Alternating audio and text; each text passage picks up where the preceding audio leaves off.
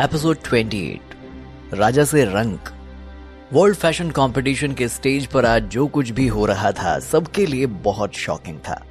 कौन सोच सकता था थोड़ी देर पहले जो इस इवेंट का विनर था वो इतना बड़ा फ्रॉड निकलेगा। जो स्टॉक मार्केट किंग था वो कुछ ही मिनटों में बैंकरप्ट हो गया। सिटी बैंक ने अपने सारे फंड्स विड्रॉ कर लिए थे। रोशन की फैमिली ने अपने बिजनेस का सारा पैसा भी क्लोथिंग लाइन को लॉन्च करने में लगा दिया था और इसी क्लोथिंग बिजनेस की अब स्टॉक मार्केट में धज्जियां उड़ रही थी। लास्ट मोमेंट पर सिटी बैंक के बैकआउट कर जाने से रोशन की फाइनेंशियल पोजीशन बिल्कुल क्रैश कर गई थी। आसमान से जमीन पर आ गया था वो।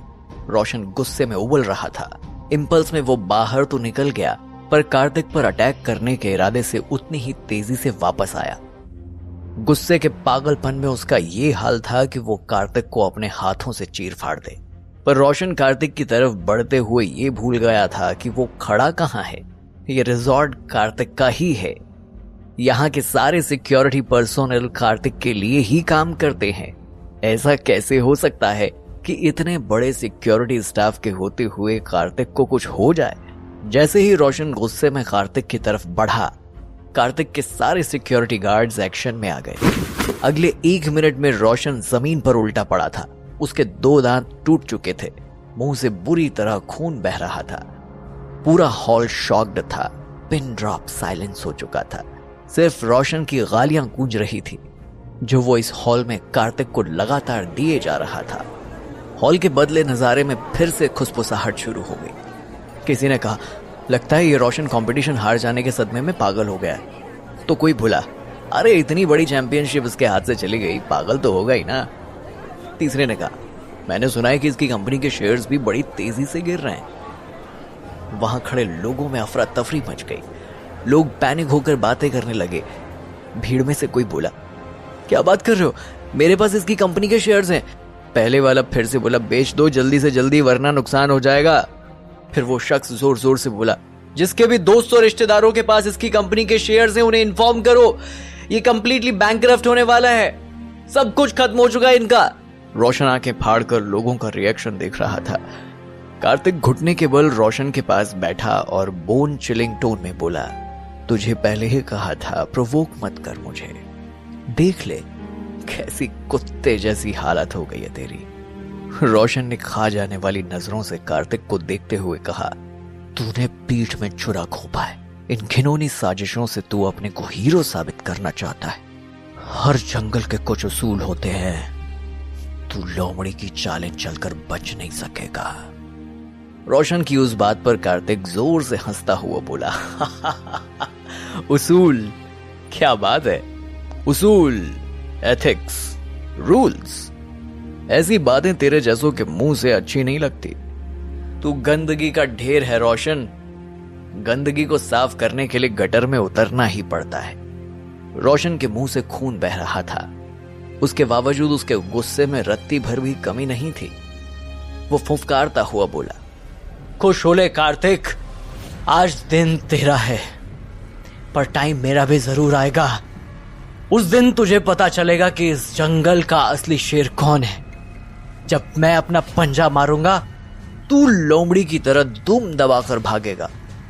कार्तिक ने उठते उठते रोशन को एक ठोकर मारी और इशारे से अपने सिक्योरिटी गार्ड्स को उसे ले जाने के लिए कहा।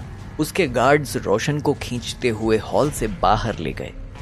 हॉल के कोने में खड़ा हुआ राहुल ये सब चुपचाप देख रहा था। वो एक बार भी आगे नहीं आया और रोशन का हश्र देखकर पीछे के दरवाजे से चुपचाप निकल गया। वर्ल्ड फैशन कंपटीशन की हिस्ट्री में पहली बार ये शो इतने अजीब ढंग से वाइंड अप हो रहा था।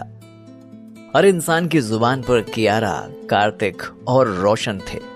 एक साथ इतना ड्रामा, स्कैंडल, कॉन्स्पिरेसीज आज तक किसी ने नहीं देखी थी। इवेंट खत्म होने के बाद मिस्टर थॉमस कार्तिक से मिले और कार्तिक को इन्फॉर्म किया कि वो अपनी कंट्री अमेरिका वापस जा रहे हैं। कार्तिक ने उनके सपोर्ट के लिए उन्हें थैंक यू कहा। थॉमस जाते जाते सोच रहे थे, इतनी सी उम्र में ये लड़का इतना पावरफुल, इतना कॉन्फिडेंट है, आगे तो पता नहीं क्या होगा।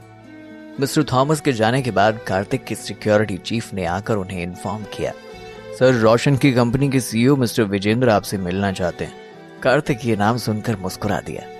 कार्तिक ने उस दिन अपने गार्ड्स को इंस्ट्रक्शन दी थी कि अगर वो हमारे लिए इनसाइड इंफॉर्मेशन देने को तैयार ना हो तो उसे खत्म कर देना। कार्तिक के लिए ये देखना इंटरेस्टिंग था आखिर विजेंद्र क्या इंफॉर्मेशन लाया होगा, पर पहले उसे कियारा को यहां से भेजना था। कार्तिक ने कियारा की तरफ मुड़कर कहा, कियारा तुम हॉस्टल वापस जाकर आराम करो। इतने सारे तमाशे और टेंशन के बाद तुम बहुत थक गई होंगी। हम तुम्हारी विक्ट्री बाद में आराम से सेलिब्रेट करेंगे। पर कियारा ने छोटे बच्चों की तरह खुश होते हुए कहा, हाँ इस बार मैं तुम्हें ट्रीट दूंगी। कार्तिक कियारा की मासूमियत पर हंस पड़ा। कियारा को अभी तक अंदाजा नहीं हो पाया था कि कार्तिक की वर्थ इतनी है कि वो तकरीबन 3/4 दुनिया को खरीद सकता है। उसने आगे बढ़कर कियारा के माथे पर किस किया और कहा, ठीक है, जो भी तुम्हें खुशी दे वो मुझे मंजूर है, पर अभी यहाँ पर कियोस्क क्रिएट हो चुका है। अभी तुम हॉस्टल वापस जाओ। रोशन के इंसिडेंट के बाद कियारा को वहां पर डर लग रहा था। उसने जाने के लिए हाँ में सिर हिलाया और साथ में जाने के लिए अपनी ट्रॉफी और सर्टिफिकेट उठा लिए। कार्तिक ने अपने सिक्योरिटी गार्ड्स को कहा, मैम को सेफली हॉस्टल छोड़कर आओ। कियारा ने मुड़कर कार्तिक की तरफ बहुत प्यार से देखा और स्माइल करती हुई उनके साथ चली गई। उसके जाने के बाद कार्तिक ने अपने सिक्योरिटी चीफ को कहा, बुलाओ उस विजेंद्र को, देखे हमारे किस काम का। एक वॉकिंग स्टिक के साथ धीरे धीरे चलता हुआ कार्तिक के रूम में आया। कार्तिक को याद आया कि किस तरीके से उसके आदमियों ने उस दिन शंग्रीला के वॉशरूम में उसका पैर तोड़ दिया था। कार्तिक को अब उस पर रत्ते भर भी दया नहीं आई। ना ही कार्तिक ने उससे पोलाइटली बात की। उसने आते ही कार्तिक को सर झुकाकर ग्रीट किया। शंग्रीला वाले विजेंद्र और आज के विजेंद्र में जमीन आसमान का फर्क आ चुका था। वो जान चुका था कि कार्तिक क्या हस्ती है। रोशन की 30,000 करोड़ के बिजनेस के एम्पायर की जो हालत कार्तिक ने की थी वो विजेंद्र से छुपी हुई नहीं थी। इसके अलावा वो ये भी जानता था कि सिटी बैंक जैसा पावरफुल इंस्टीट्यूशन भी अब कार्तिक ही कंट्रोल करता है। उसको एक रफ आइडिया था कि कार्तिक की नेटवर्थ तकरीबन 8 लाख करोड़ है, जिसका मुकाबला हिंदुस्तान में तो क्या पूरे दुनिया में शायद 1 या 2 ही लोग कर सकते हैं। उसकी हिम्मत नहीं थी कि वो कार्तिक को आंख उठाकर भी देखे। वो आकर सिर झुकाकर खड़ा हो गया और बोला, गुड इवनिंग सर, आपने मुझे पहचान तो लिया होगा। कार्तिक ने कहा, यकीनन, बताओ क्या काम आ सकते हो मेरे। विजेंद्र कार्तिक को इम्प्रेस करने के इरादे से बहुत उत्साह से बोला, सर मैं ऐसी इंफॉर्मेशन लाया हूं जो आपको खुश कर देगी। कार्तिक ने इम्पेशेंट होते हुए कहा, पॉइंट पर आओ जल्दी से, क्या इंफॉर्मेशन लाओ। उस आदमी ने कुछ फाइलें कार्तिक के आगे रख दी। कार्तिक ने पूछा, क्या ये?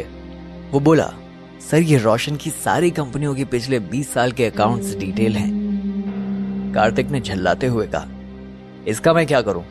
वो आदमी जल्दी से बोला, सर ये सिर्फ अकाउंट्स डिटेल नहीं है, इसमें वो सारे प्रूफ हैं जिससे ये साबित होता है कि पिछले 20 सालों में उनकी कंपनी ने करोड़ों का टैक्स चोरी किया है।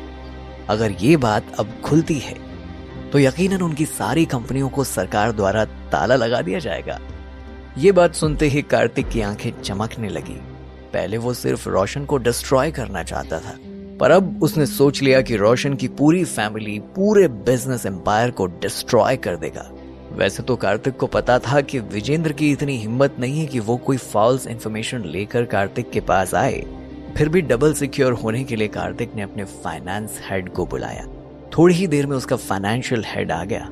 विजेंद्र की लाइव फाइल्स को ठीक से देखने के बाद उसने कार्तिक को कहा, सर ये फुल प्रूफ एविडेंस है। रोशन की फैमिली का एक एक मेंबर इससे ट्रैप किया जा सकता है। उनके हर बिजनेस की माइन्यूट डिटेल्स और उसमें किए गए घपले सब कुछ इसमें मौजूद है। कार्तिक की खुशी का ठिकाना नहीं रहा। कार्तिक ने मुस्कुराते हुए अपनी फाइनेंस चीफ को कहा, मैं इसका जिम्मा अब आप पे छोड़ता हूं, देखिए इसमें इनके अगेंस्ट कैसे एक्शन लेना है। डायरेक्टली हमारा नाम सरफेस नहीं होना चाहिए, पर इनका कुछ बचना भी नहीं चाहिए। कार्तिक के फाइनेंशियल हेड ने मुस्कुराते हुए सिर हिलाया और कहा, सर मेरे लिए एक छोटा सा काम है, आप निश्चिंत रहिए, जैसा आप चाहते हैं वैसा ही होगा। ये कहकर उसने फाइलें उठाई और कमरे से बाहर निकल गया। कार्तिक ने विजेंद्र की तरफ देखकर अपने सबऑर्डिनेट को कहा, 3 करोड़ दो इनको और दरवाजे तक छोड़ दो। विजेंद्र थोड़ा सरप्राइज हुआ कि इतनी बड़ी इंफॉर्मेशन के लिए बस 3 करोड़। हालांकि उसकी हिम्मत नहीं थी कि वो कार्तिक की बात काटे। फिर भी उसने धीरे से कहा, सर मैं आपसे कुछ बात करना चाहता हूं। कार्तिक ने बहुत रूडली रिप्लाई दिया, बोलो। कार्तिक के रूड टोन से वो सिहर उठा। उसने गिड़गिड़ाते हुए कहा, सर मैंने ये काम पैसे के लिए नहीं किया, मैंने अपनी कंपनी को धोखा दिया है। वो लोग अब मुझे जिंदा नहीं छोड़ेंगे।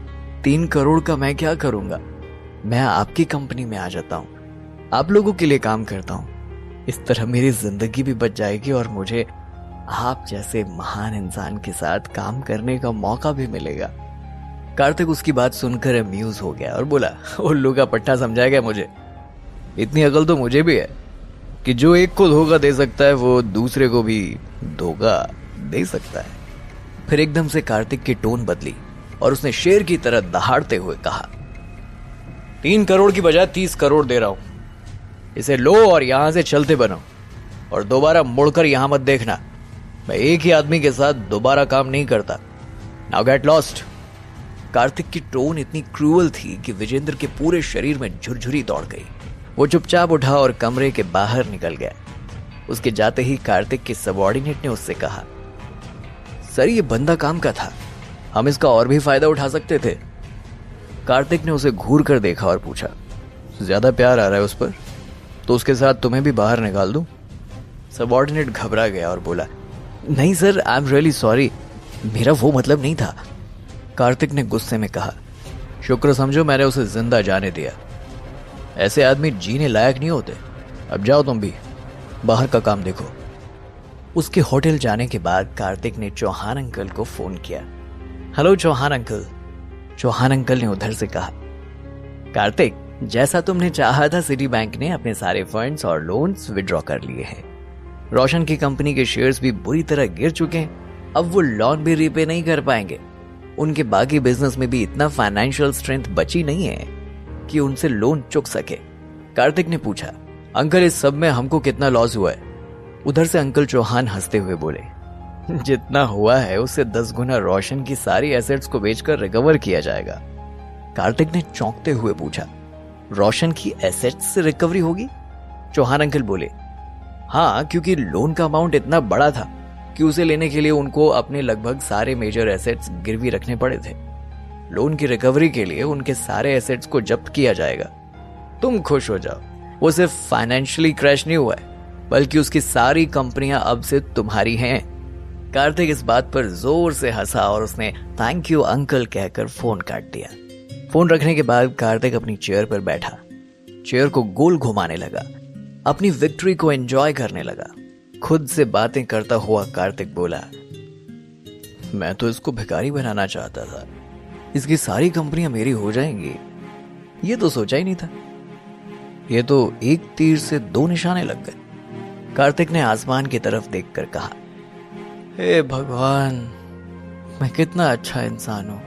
इन भिखारियों को अगर मैं जेल नहीं भेजता तो सड़क पर भूखे मर जाते। कम से कम मेरी वजह से जेल की रोटियां तो मिलेंगी। ये कहकर कार्तिक और भी जोर जोर से हंसने लगा। जहां कार्तिक बहुत खुश था वहां रोशन के घर में मातम का माहौल था। रोशन के पापा उस पर बुरी तरह चिल्लाते हुए कह रहे थे, मुझे समझ नहीं आता तुमने ये सब किया है। चैंपियनशिप तुम हार गए, मार्केट में हमारे शेयर गिर रहे हैं और पता नहीं कहां कहां से ऐसे लड़ झगड़ कर तुम मुंह तोड़वा कर आए हो। गॉड नोज, हमारे खानदान की इज्जत का कोई ख्याल भी है कि नहीं? रोशन चुपचाप सुनता रहा, कुछ नहीं बोला। उसके पापा गुस्से में चीखे, अब तुम मुझे समझाओगे आखिर ऐसा क्या हुआ जो हम अपनी रेपुटेशन और अपना बिजनेस इस तरह से गंवा रहे हैं? रोशन को समझ नहीं आ रहा था कि वो जवाब क्या दे। उसे चुप देखकर उसके पापा का गुस्सा और बढ़ गया। यू इडियट, मेरी सबसे बड़ी गलती तो यह है कि मैंने सारा बिजनेस एम्पायर तुम्हें सौंप दिया। मेरी पूरी जिंदगी की मेहनत को तुमने मिट्टी में मिला दिया। फॉर गॉड सेक, मुझे यह बताओ कि सिटी बैंक का इशू क्या है? मुझे बिल्कुल समझ नहीं आ रहा कि वो किस लिए लास्ट मिनट पर बैकआउट कर गए। तुम अभी के अभी जाओ और सिटी बैंक के प्रेसिडेंट कार्तिक मित्तल से मीटिंग करके इस पूरे मामले को जल्दी से सॉर्ट आउट करो। रोशन ने अभी जो सुना उसे अपनी कानों पर यकीन नहीं आया। कार्तिक मित्तल, सिटी बैंक का प्रेसिडेंट?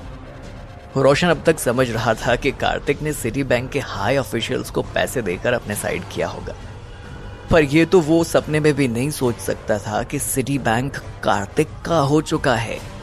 उसकी आंखों के सामने अंधेरा छाने लगा। उसके पापा एक बार फिर चिल्लाए, सांप सूंघ गया क्या? मैं जो बोल रहा हूं सुन नहीं रहा तू? जाकर कार्तिक मित्तल से मीटिंग कर और इस मैटर को निपटा। अभी वो बस चिल्ला रहे थे कि उनके गार्ड ने आकर कहा, सर इनकम टैक्स डिपार्टमेंट वाले कुछ लोग आए हैं। आगे की कहानी जानने के लिए सुनते रहिए 0 to Hero सिर्फ पॉकेट FM पर।